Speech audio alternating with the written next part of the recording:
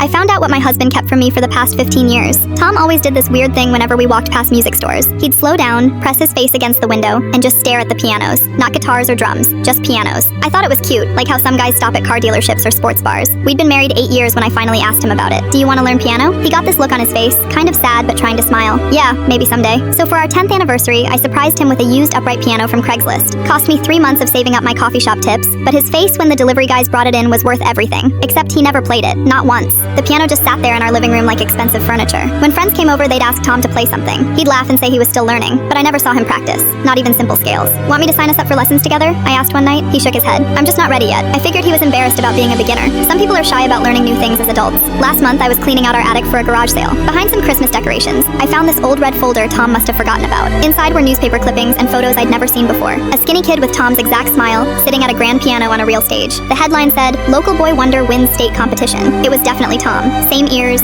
same crooked front tooth he had before braces. The article talked about how he started playing at age 4 and was already performing with the city orchestra at 12. There were more clippings. Young pianist accepted to prestigious summer program. Teen prodigy earns full scholarship. I sat on the attic floor reading about my husband's secret talent until my legs fell asleep. Tom wasn't a beginner. He was apparently some kind of musical genius. Why would he lie about this for 15 years? When Tom got home from work, I was sitting at the piano with the folder open. He stopped dead in the doorway like I'd caught him stealing. His face went completely white. Where did you find that? His voice was barely a whisper. The attic. Tom, what the hell? You can actually play? Like really play? He sat down heavily on our couch and put his head in his hands. For a long time, he didn't say anything. I thought he might cry. I used to play, he finally said. I was good at it. Really good. So why did you stop? And why didn't you tell me? Tom looked up at me with the saddest expression I'd ever seen on his face. My piano teacher, Mr. Walsh. He was like a second father to me. My parents trusted him completely. They left me alone with him for hours every week. My stomach dropped. I already knew where this was going. When I was 13, he started touching me. At first, it was just weird comments, then inappropriate touches during lessons, then worse things. I finally got the courage to tell my parents. Tom's voice was shaking now. They didn't believe me. They said I was making up stories to get attention. They accused me of trying to ruin an innocent man's career. They made me apologize to him, to his face.